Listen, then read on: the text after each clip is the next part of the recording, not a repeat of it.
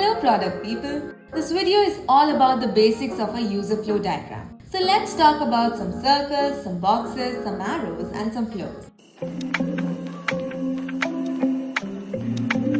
So before we go ahead, let's first understand what a user flow diagram is.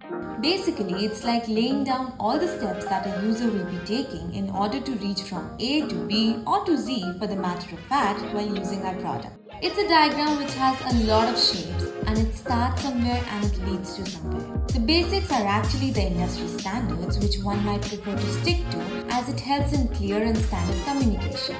Let's start with the openings and the closings of the user flow, which are popularly signified with the circle. This helps us in understanding how the user might initiate the task and where the task will be done.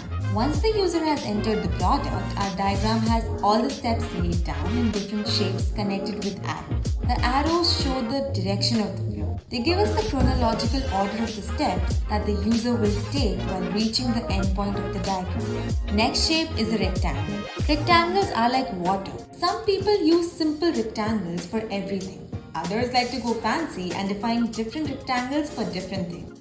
The diamonds are the non-negotiables of any diagram, as they are famous as decision diamonds. Whenever a user has to take a decision to reflect that action, a diamond is used in the flow.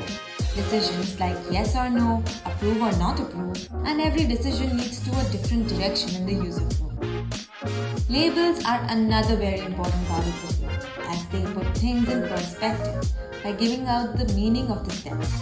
Pro tips: be consistent throughout the flow with the shapes and their meaning. Also, be minimalistic. Our purpose is to show the essence of the flow and not how good we are with colors and aesthetics. That's all for now. See you in the next video.